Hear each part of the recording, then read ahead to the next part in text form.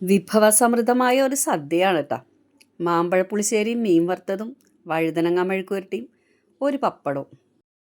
മാമ്പഴ പുളിശ്ശേരിയും ചാള വറുത്തതും മാത്രമേ പ്ലാനിലുണ്ടായിരുന്നുള്ളൂ കേട്ടോ.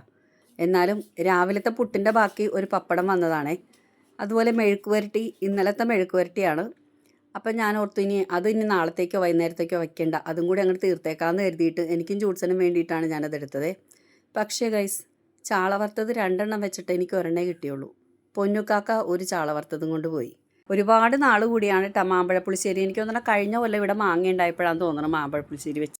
അതിനുശേഷം മാമ്പഴ പുളിശ്ശേരി ഉണ്ടാക്കിയിട്ടില്ല കേട്ടോ. സാധാരണ ചന്ദ്രക്കാരൻ മാങ്ങ വെച്ചിട്ടാണ് മാമ്പഴ പുളിശ്ശേരി ഉണ്ടാക്കാറ്. പക്ഷേ ഇത് ചന്ദ്രക്കാരൻ മാങ്ങയല്ല, നമ്മൾ ഫ്രൂട്ട്സിന് വേണ്ടിയിട്ട് വാങ്ങിച്ചതാണ്. അപ്പോൾ അതിൽ നിന്ന് 2 ഞാൻ മാറ്റി വെച്ചതാണ്.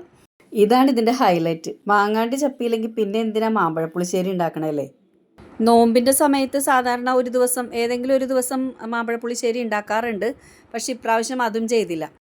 ഇത്തവണ മാമ്പഴ പുളിശ്ശേരി വെക്കാത്ത ആൾക്കാരൊക്കെ ഒന്ന് വെക്കണേ.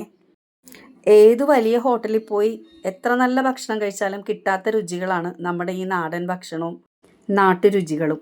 അപ്പോൾ അടുത്ത വീഡിയോയിൽ കാണാം കേട്ടോ. ബൈ.